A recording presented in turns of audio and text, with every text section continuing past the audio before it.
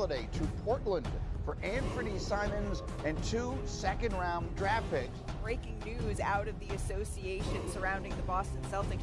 The Celtics have traded Kristaps Porziņģis to the Atlanta Hawks.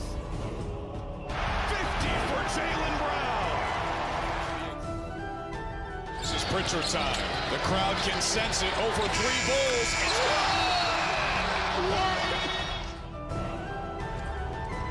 great in and out dribble. Oh! He set off the smoke detector. What's up, everyone, and welcome in to your Celtics source on this Tuesday evening here in between Celtics games. The Celtics are coming off of definitely a rough loss, one of their worst losses of the season, just in terms of the offense that they put on the floor. Couldn't make a shot, couldn't do anything right offensively, and you add to the fact that they were sort of getting backdoor cut on the defensive end, falling apart. Yeah, it just wasn't a good game for them at all. But we got bigger news, and that is that Jayson Tatum has started 5-on-5 and just held his first practice with the G League, and we could be seeing him sooner than expected. You know, I'm still going to put it after the All-Star break. He's not going to play tomorrow against the Bulls, so that means that he will be playing sometime after the All-Star break. He's probably going to stay in Boston during the All-Star break and work out, is my guess. He's going to be going through all sorts of things and progressions throughout the All-Star break. But this is the first time that we have gotten true evidence that Jayson Tatum is, extremely close to returning. And I know there's definitely check marks that he has to hit. But, we're going to talk about, his impact and, how close he actually is in the second half of the show. I do want to start with, just a reaction to the first 2 games with Nikola Vučević. And obviously, the Knicks game was a rough one, as we just mentioned. But the Miami game, was a good comeback, but there were definitely rough patches in that one as well.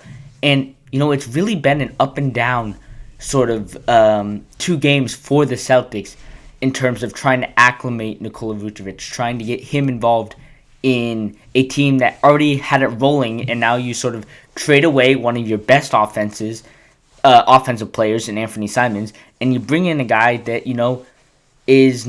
doesn't play the same way that the Celtics have been playing. And I think he'll work well with Jayson Tatum, but Jayson Tatum's not out there. And so you need someone to, basically, find a way to acclimate him, get him used to this roster. And it's taking a bit of time, as we all thought it would, right? But right now, the Celtics don't look like a good team. You have that loss to the Knicks. You have a win against Miami, which obviously was the first game with Vucevic even on the court. So that you have to, add that in as a factor in the outcome. But, you're down 20, you still can't make a shot, and you sort of, get back into the game on some nice, shooting and some good post work from Nikola Vučević.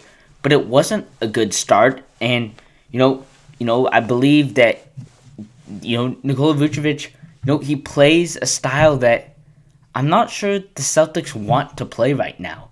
Jaylen Brown, Derek White, Peyton Pritchard, they don't play that sort of post, sort of feed. That's what they did with Kristaps Porziņģis, but that's not what Keita does. That's not what Luka Garza does. And so they aren't used to playing that style right now. They played it last year, but they're going to have to get back to it. And I think, the addition of Nikola Vučević in the long run will help this team out. But, I do believe that it does address the biggest concern on the team, which was that, lack of center depth, right, behind Luka Garza, behind Neemias Queta, although I do think he'll ultimately be playing in between Queta and Garza in terms of total number of minutes. But you also have the fact that, he is a pop or catch and shoot 3-point shooter. He can pick and pop, very similar to a Kristaps Porziņģis. And, you're not getting threes yes, Luka Garza was great at shooting threes, very similar to Luka Garza, but you're not getting the rim protection from Luka Garza, whereas Keita, you're getting the rim protection, but you're not getting the threes. And I do believe that, Nikola Vučević, he's not, better than Keita or Garza in that one particular stat, but overall, he is, a better version of the combination of the two in one player. And, he didn't have a great night against the Knicks, as nobody did. 11 points, 6 rebounds. They were trying to feed him into the post, but a lot of times those passes sort of came late. It felt like, they were trying to get him the ball, but, the pass was just 2 seconds late, and by then he was doubled, and he was trying to force up a shot into great defensive presence from Karl-Anthony Towns, from Mitchell Robinson, and it just did not end up working out well for the Celtics. But the bigger, look at, how he's going to shape out and help the team is guarding guys like Evan Mobley, Jalen Duren, Karl-Anthony Towns in the playoffs, because you're going to face one, if not two of those teams in the playoffs for sure.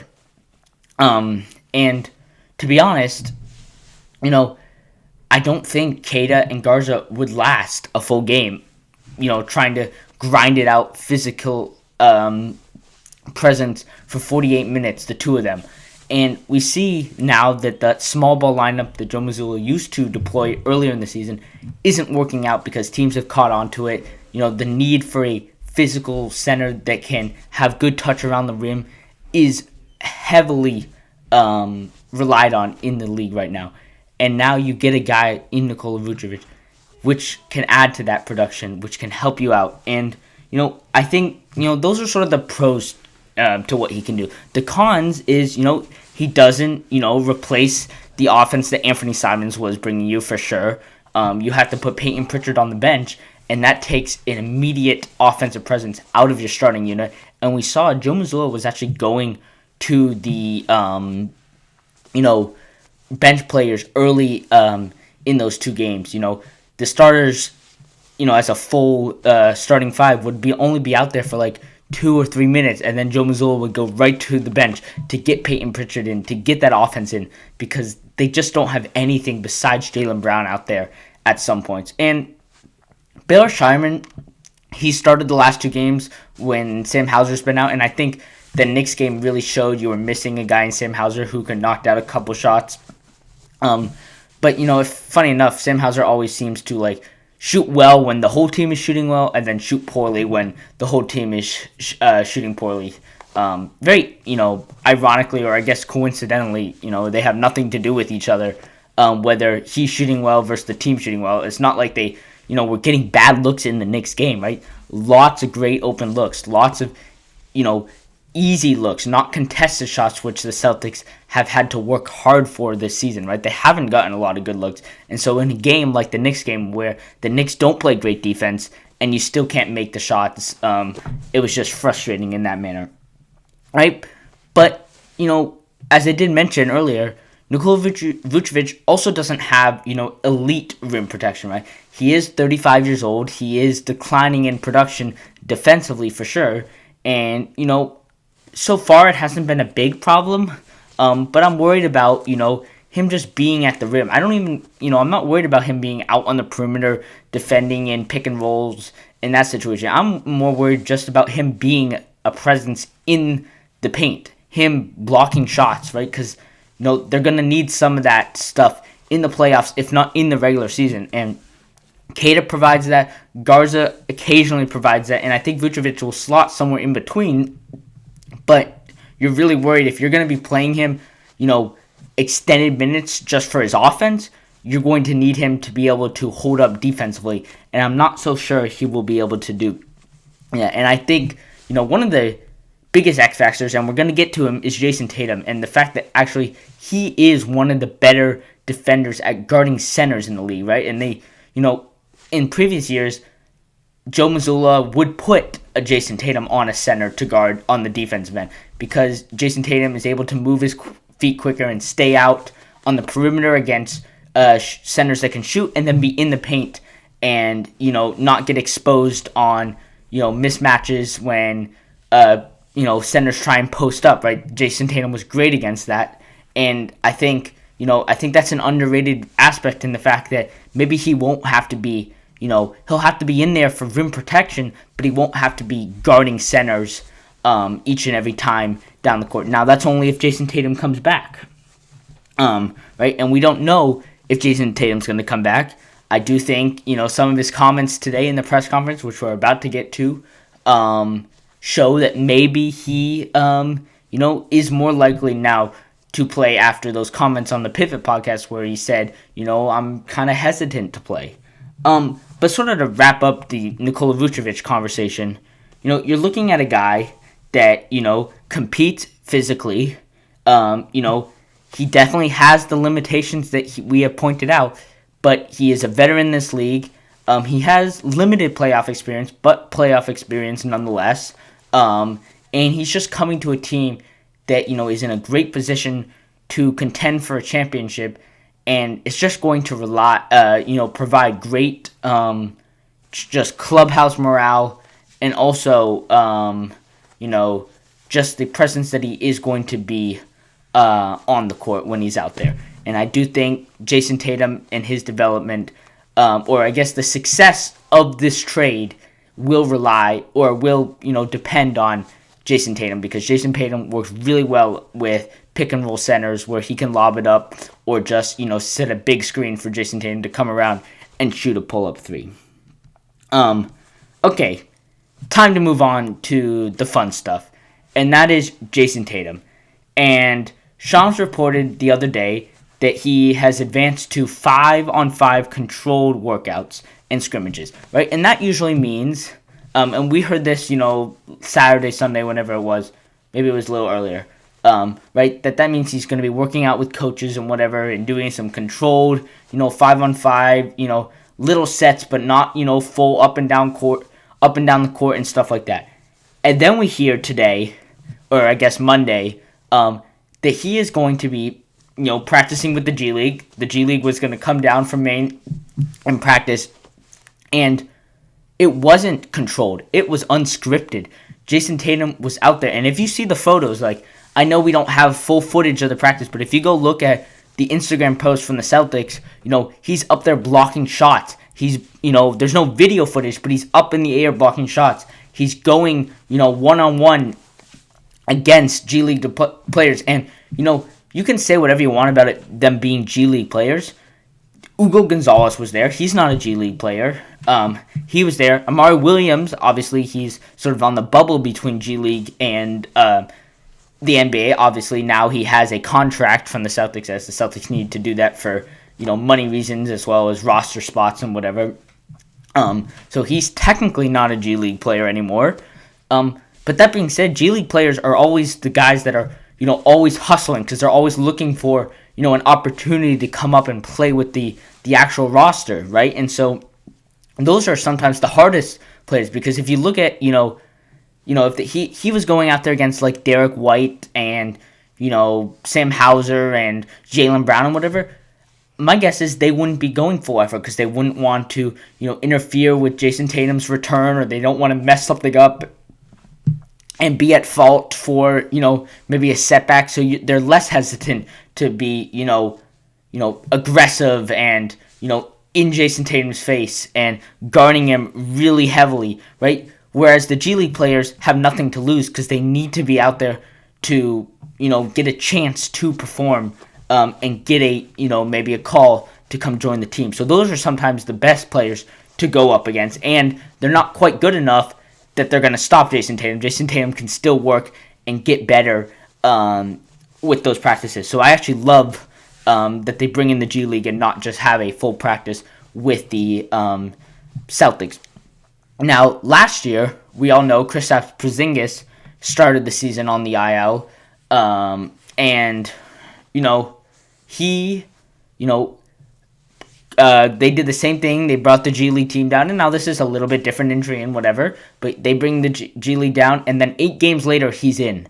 Now, the hard part about Jayson Tatum's situation right now is he has said that he wants to play his first game at home, and they have a game at home in late February, or I guess after the All-Star break.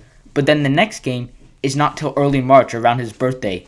I believe there's a game at home on the 1st, and then there's a game after his birthday on the 4th against Charlotte. And that was the game that I think a lot of us had predicted or set as, maybe put a pin as that would be the time that he would return. But that's up to Jayson Tatum right now on whether he still wants to return at home. Because I think, if he misses that game right after the All-Star break when they're home, because he's not quite ready, as it's only, it would only be like 2 games or whatever since, and I know there's the week off for the All-Star break where he'll be practicing, but he won't be getting, actual, 5-on-5 reps while players are gone for the break. And so, if you want him to get more, uncontrolled, unscripted chaos, as Brad Stevens has mentioned before, those types of practices, you're going to have to wait a couple more games, and then they're going to be on the road. And I'm wondering if he thinks he's ready to return before March 3rd, which I do believe he might be able to, then do we see him on the road when they go out west? And those are some tougher teams that they're going up against, but it could also be, depending on how the timeline fits, could be the right moment for him to return. So we'll just have to wait and see and, figure out whether, he'll have to figure out whether he truly wants to return home and, be there in front of the crowd, or if he, is willing to go on the road. And as a Celtics fan myself, I actually don't care whether he, comes home. If you're at the game, yeah, that's probably nice. But if you're not going to be going to the games anyway, and you just want him to return as quick as possible, I'm fine with him coming back on the road, and he'll get his moment when he returns to the Garden anyway, right? It's not like they're going to not, tribute, or not even tribute here. They're not going to, highlight him. He'll probably give a little speech before the game when he returns as well. All that stuff that they'll do, right? So we'll just have to wait and see on that part. As for, what's been going on with him, right? I do think that we talked about the timeline. We talked about, his practice with the G League, right? We don't have, actual footage on the G League practice, as that was, private and, obviously is. It's been 39 weeks since his injury, as Jayson Tatum, always mentions whenever he talks, he mentions the number of weeks that have gone by since the injury. This is the first, actual time that he sat down in front of the media to talk. And he still said, he has no timeline.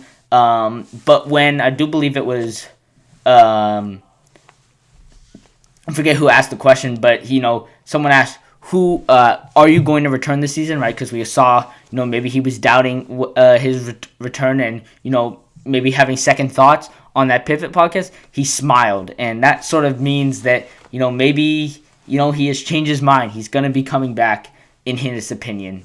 And that is just great news as a Celtics fan. And, you can look at Stephen A. Smith on First Take saying that, he doesn't want him to return. He wants him to stay healthy. We all know the real reason. It's that, he's scared for his Knicks, and rightfully so, because a healthy Jayson Tatum and the Celtics with, time in the regular season to, get acclimated and ramp up is going to be a scary playoff team.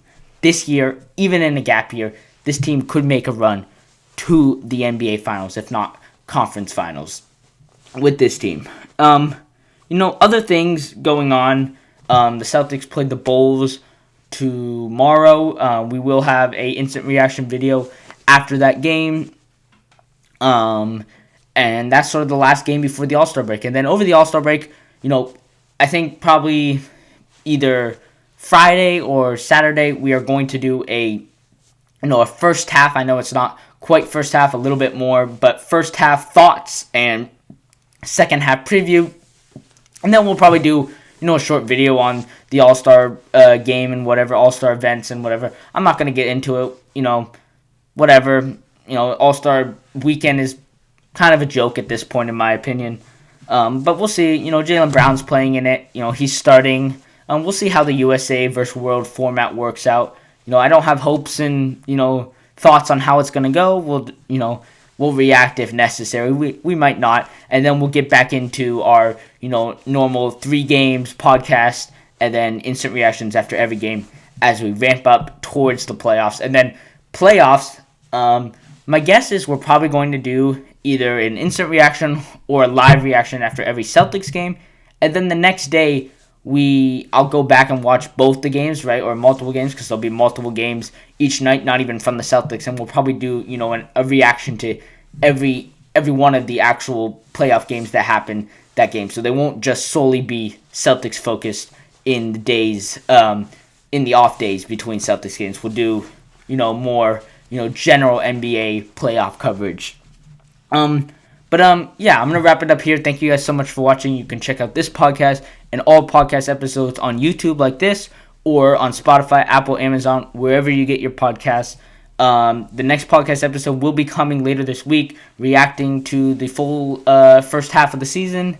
And yeah, please follow on social media. Check out highlights, content all season long from the now 32-19 Boston Celtics, tied for third place with the Knicks, or tied for second technically, third place in tiebreakers. And once again, they played the Chicago Bulls. Tomorrow we'll have an instant reaction then. And until next time, go Celtics.